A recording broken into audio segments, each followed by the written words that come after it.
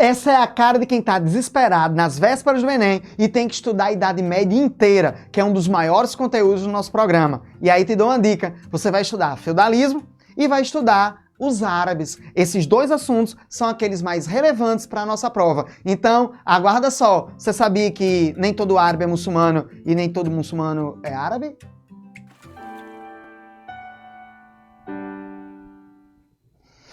Muito bem, então vamos lá. A primeira coisa para a gente saber é que a civilização árabe é uma civilização de origem semita. Lembra aquela história lá bíblica de que árabes são parentes dos judeus porque são todos filhos de Abraão? Pronto, é mais ou menos isso aí. Os árabes são de origem semita na realidade. A população árabe, de origem da Arábia, vai se unificar a partir de uma religião chamada de islamismo. Maomé, que era um comerciante da região, vai dizer que vai falar lá com Deus, tal, e a partir desse entendimento, ele cria uma religião chamada de islamismo, unifica as tribos e expande a civilização árabe, e agora islâmica, pela África, parte da Europa e parte da Ásia. Essa expansão islâmica está associada, inclusive, aos conceitos de expansionismo, aos conceitos de guerra, aos conceitos do comércio da própria população árabe durante milhares de anos.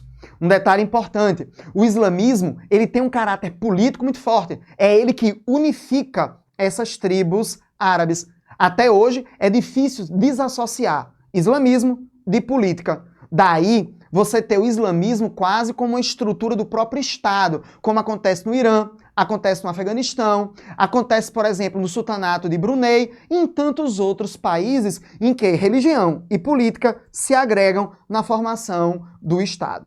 Só tem um detalhe, nem todo árabe é muçulmano, nem todo muçulmano é árabe. Exemplo, a população libanesa, uma parte considerável dessa população árabe, ela é católica, ela não é islâmica. Por outro lado, quando a gente chega na Europa, populações como a turca ou a eslava, sérvia, ela tem uma maioria muçulmana, mas eles não são árabes. Então, cuidado, nem todo árabe é muçulmano, nem todo muçulmano é árabe. Quando a gente fala do islamismo, dois livros são importantes para a gente saber. Primeiro é o Alcorão, o livro base, Alcorão, escrito separado, Alcorão, ou junto, Alcorão, ou somente Corão, que significaria a verdade, ou simplesmente a recitação. Coloca-se que Maomé escreveu o Alcorão na medida que um anjo mandado por Deus falava com ele, um revelado, e aí ele ia e escrevia. Por isso a ideia de a recitação. Outro livro é um livro chamado de Sunna. É um livro escrito pelos biógrafos de Maomé, pelos seguidores de Maomé, depois que ele morreu. E fala sobre a sua vida, dando exemplos morais, comportamentais, que Maomé teve no decorrer de sua vida lá. Tá? Nós temos duas seitas básicas do islamismo que funcionam em países como o Iraque como partidos políticos, a sunita e a xiita. Tradicionalmente, os xiitas seguem o Alcorão ao pé da letra. Os sunitas leem o Alcorão e o interpretam no seu cotidiano a partir dos ensinamentos da Sunna.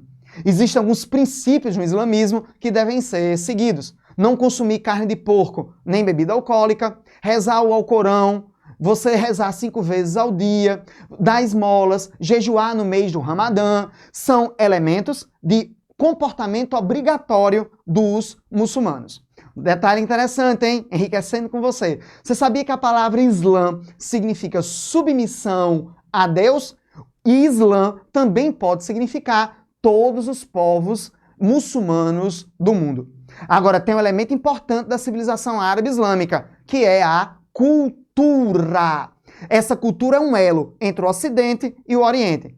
Produtos como alface, laranja e limão foram trazidos da Ásia para o Ocidente pelos árabes. O açúcar, o café, do mesmo jeito. Técnicas agrícolas, elementos arquitetônicos. E nas ciências, o que seria da medicina, da matemática e da física modernas se não fossem o mundo árabe muçulmano. Os primeiros caras a fazerem estudos de ótica, por exemplo, sistematizado, álgebra, né? 3x² mais 2y, horrível, logaritmo exponencial, só loucura. Os árabes chegaram, inclusive, a fazer a primeira categorização de elementos químicos, para depois só surgir a tabela periódica. O elixir da longa vida, a alquimia, e os caras foram eles que criaram o ácido sulfúrico, o permanganato de prata, ou melhor, criaram não, foram eles que descobriram o álcool etílico, sei lá. Esses caras são consideravelmente importantes nas ciências. Muito do que nós temos é de origem dos árabes ou trazida desses caras durante o processo de expansão árabe-islâmico. E aí, tá vendo aí como a civilização árabe-islâmica não são só homens-bomba matando, roubando, estuprando,